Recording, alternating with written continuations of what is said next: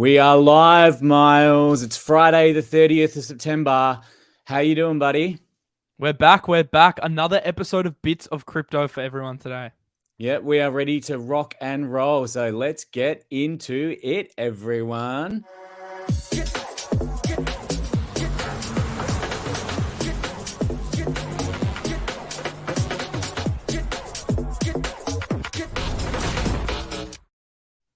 So welcome back to Bits of Crypto, the show where we bring you the crypto news with a few bits more. How are you, man? You good? I'm very good. We got some exciting stuff to share today. We got SBF's domination we have to talk about because this is the big news at the moment coming out of the crypto world. It is. It's massive news. So let's get into it with the big stories.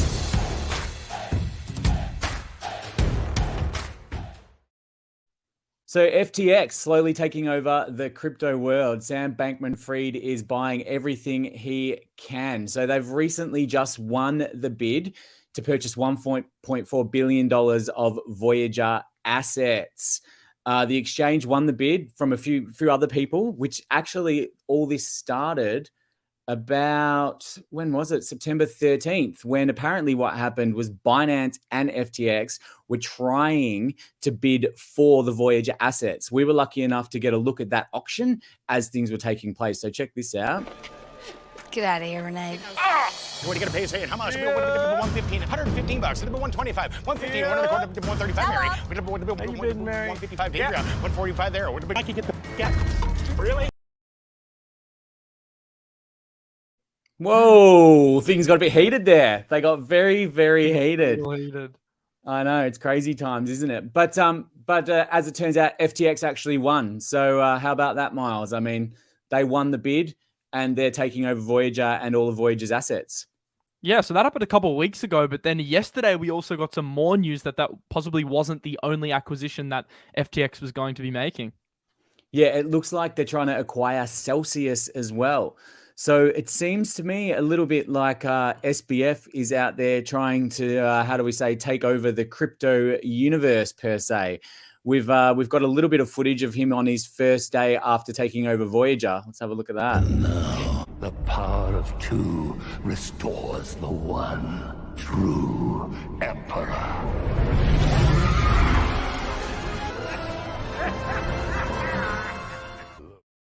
I mean, basically what's happening at the moment is it's like a it's a universal domination. It's a universal domination. So look, we've had the Voyager acquisition of the more than $1 billion worth of assets. Now we have the $1.4 billion worth of assets acquisition on the Celsius side. So basically, any struggling company now, Sam is kind of aiming to kind of purchase their assets to try and A, underpin the crypto economy is what he would probably say, but B, we all know what's really happening, and that is Sam aggressively positioning himself in this industry as that kind of number one key person behind CZ, and I think he's kind of gunning for the front dog title at the moment. So Sam is definitely taking over. I mean, there's an argument as to whether this is a good or a bad thing. I guess it's bad because we are trying to be a decentralized economy, but it's a good thing in the sense that you do need massive bidders like this to underpin the economy, considering we've had some major like short events that have resulted in lower prices.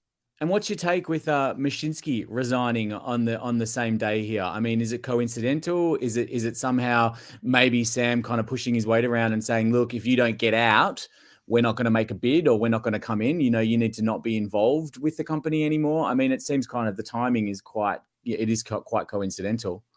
I think it just had to happen. I think it was kind of unfortunate. It was kind of just, he was forced out. It's basically what happened. Yeah, so a bit of both. Yeah, it seems like it. And then on top of that, just while he's taking over absolutely everything in the world, it looks like there's been some text messages between SBF and our old mate Elon Musk, and that SBF has said he's potentially interested in also buying Twitter. I mean, how much money does this dude have? But apparently it looks like, that he said he's potentially interested. What are your thoughts on that one, bro? I mean, it's kind of just this next step, isn't it? So there's one thing to buy crypto assets. So Celsius, Voyager, you guys also know that he bailed out BlockFi for $250 million during the Luna collapse. So he's clearly had a hand in those protocols. But then also, it's going a step further to kind of general social media. We know how dominant Twitter is over crypto, and Twitter's kind of like obviously the next step. I don't think this is happening. I think he was potentially interested in the past tense, but it clearly just shows how much money this guy has. You could see there, $24 billion is supposedly his net worth at the time that he was interested in purchasing Twitter. So, well, he said he'd stuff. be interested in putting $8 to $15 billion worth of his own money into the actual acquisition. Man. So, I mean, look, that is absolutely crazy. World domination, as some would call it. Oh, total world domination. Okay, let's move on. Next story that's taking headlines everywhere is what's going on in the UK. Now, just a quick run through for anyone who doesn't know what's been happening. About a week ago, the UK came out and said they were going to raise interest rates just a small amount to help tackle inflation. And then after that, 24 hours later, the Prime Minister came out and offered up the biggest tax cuts that the UK has seen in 50 years. Now, this caused the pound to crash to record lows against the US dollar. Following that, what's happened is the Bank of England has come out with what these people have called their bazooka, and they printed $65 billion worth of pounds or $100 billion worth of US bonds to buy back their currency to stop the bleeding. Now, this has caused bond prices, this caused everything to slow down and stop the bleeding. But then what happens next? What do you think is after this, Miles? Where do we go next with all of this?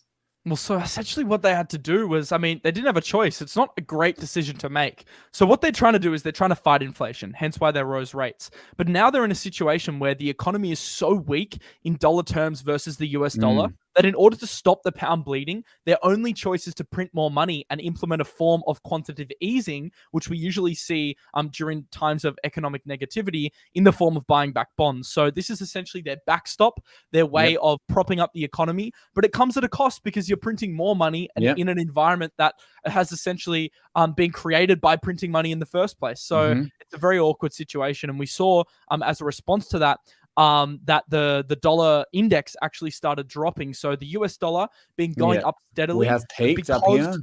But because the UK dollar makes up 15% of the US dollar index, we did see it cool off after the British pound responded to this news as well. And subsequently from that, we did see the predicted rate hikes from the next FOMC, the probability of a 75 BPS hike reduced 15%. So now it's more likely we go closer to a 50 hike in the next meeting, which is on November 2nd. So just interesting to see how the markets have responded, because when the dollar index drops, typically risk assets perform, and that's what caused Bitcoin and altcoins to bounce over the last couple of days. And then also a slight easing of expectations heading into the next Fed meeting. So definitely something to keep our eye on. And as I said, your Twitter, it's just a problem created by printing too much money, and printing money to solve that problem isn't necessarily the greatest solution long term, but they're in a very, very awkward position. So it's not just England, it's also the Bank of Japan, it's the Bank of China. There's a lot of intervention happening right now.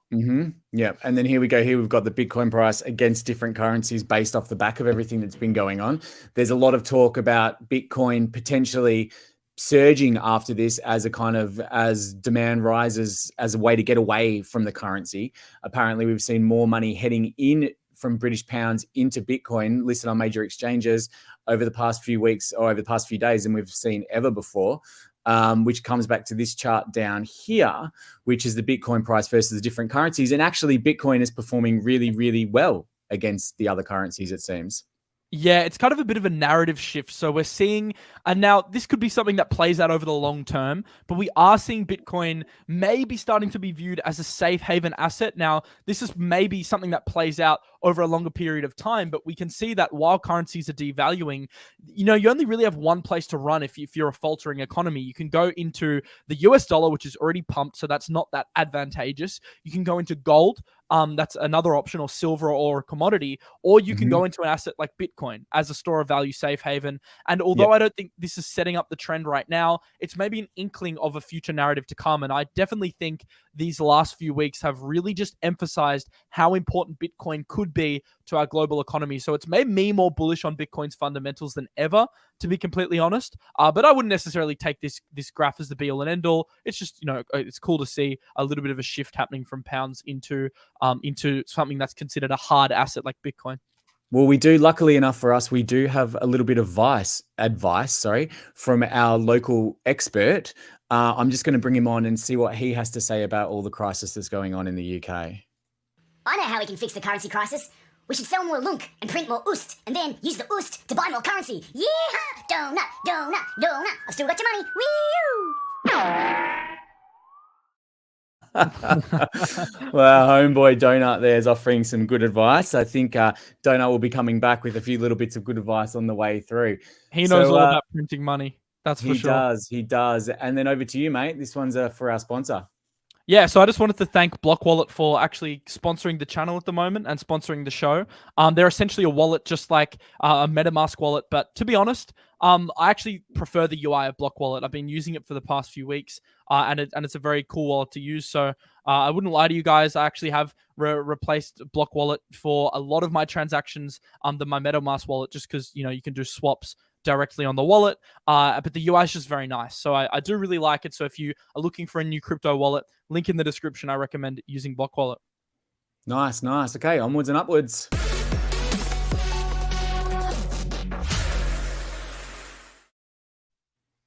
So macro, we're just going to run over a few things that are going on in the macro environment. Today, the stock market is down again. The Dow Jones slumps more on Thursday into a deeper correction territory triggered by Apple. So apparently Apple are stating they're going to have a lot of trouble getting chips moving forward. And this has driven the price of Apple down, which in turn has taken the price of the market down with it. Germany presents a new $200 billion relief plan in response to soaring energy prices. So the German government put this plan together. Now, there was talk about this is probably their way of tackling the energy crisis. Again, it's throwing more money at the problem, which is maybe not the best response.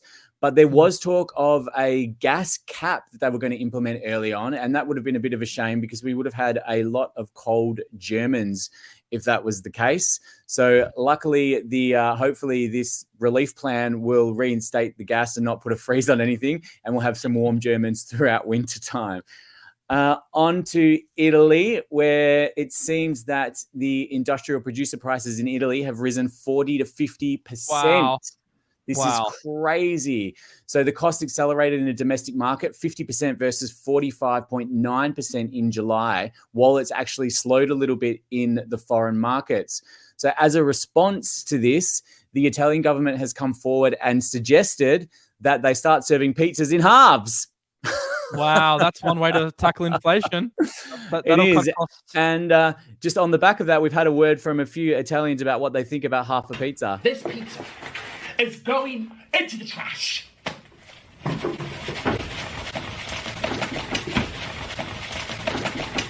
Papa John's Pizza.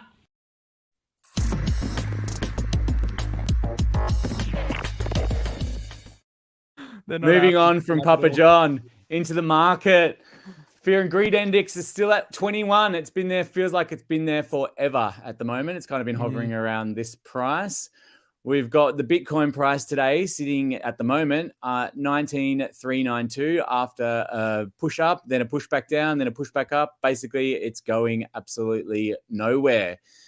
The crypto bubbles, biggest performer of the day so far is ETHW. Now, my guess that's off the back of the Binance staking. So basically Binance offered a mining share stake pool for Ethereum W tokens, which is the ETH proof of work variant. That's not the proof of stake variant. It's pumping off the back of that. Personally, I'm not a huge fan of ETH proof of work. I think it kind of undermines the purpose of, exactly the roadmap they've been following. But I get why there's demand for it. The miners want to keep a vested interest in the network, and a little bit of a relief pump for those guys. Yeah. So onwards and upwards. Here we have the Bitcoin against the NASDAQ. You can see a little bit of decoupling here as well. So we just thought we'd pop this one in for a little bit of interest. This is kind of an interesting point to see. Maybe we're all getting what we finally wanted. Well, yeah, this has happened before, and it usually doesn't stick around. But Bitcoin is slightly performing better than the Nasdaq. I think it's got roughly a 3% relative gain over the last month, which is still not massive. But I mean, it's just kind of, it gives us an inkling as to how Bitcoin is actually front running equity markets quite regularly these days. Let's hope more people flock to it as a safe haven during these crazy times, and then that'll decouple more, and we'll all get what we wanted in the first place, I guess. Yeah. Yeah. Okay. Let's move on.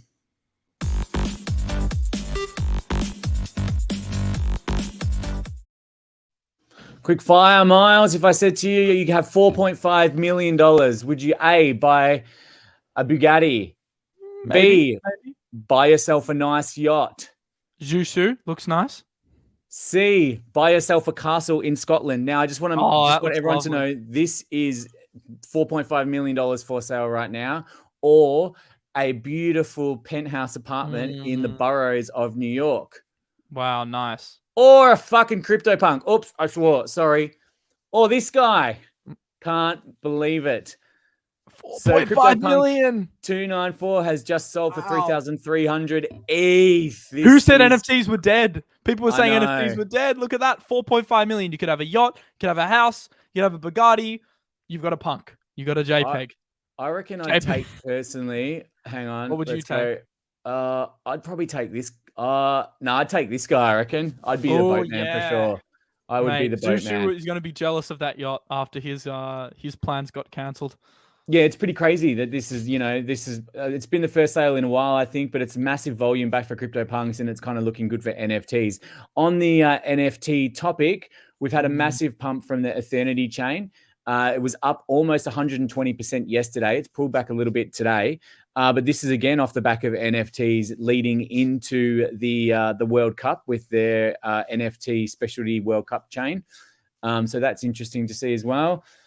Circle expands USDC stablecoin to 5 new chains. This is massive for all these 5 chains. Huge. Yeah, so I think it's Cosmos, Arbitrum, Nia Protocol, and a few other big ones as well. So it's pretty big news. We're finally going to get a primary stablecoin on some of those chains that didn't have the best USDT integration. So big news, especially for Atom, by the way, because Atom, with the new Cosmos hub, accrues a percentage of the USDC swap fees back to Atom holders. So I think we don't know how much volume USDC will do on Atom, but if it does anywhere close to what we think it can do, very bullish for Cosmos, above and beyond all those other chains. So good news. And they've been screaming for a stablecoin since they lost UST because they had so much based on that. And onwards to Chainlinks, building token infrastructure for Swift, which is interesting. Yeah, this is huge. This is huge news. So they'll be working together to innovate this new financial institution to easily integrate with blockchain technology via Swift. This will increase the payments. This will use their Oracle. This is all good for everyone involved in the space. Yep, 100%. I mean, the Swift narrative is pretty strong as well with XRP and Quant. So add Chainlink to the list there. Yeah, and then on to something I found quite interesting, which is the new token Tamadoge. Pretty crazy play here, but this thing's getting massive. It's huge it's getting huge recognition. It's got a huge following. It's got a huge social following. It's launched. It's had 250% gains since it launched on OKX. Was it OK? Yeah, OKX earlier today or yesterday, I think it was. And there's a lot of people out there screaming that this could be your next 1000X. So personally, I would keep a lookout for that one. And that's going to lead us into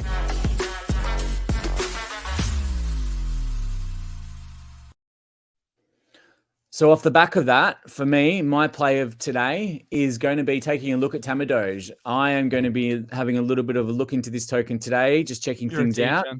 Yeah, I'm going to totally degen into this one. This could be one of those ones where you just drop a lazy few hundred and it pays off long-term immensely. It could be something you're holding for a year, maybe 2 years, but based on what they're building. 2 years in Tamadoge.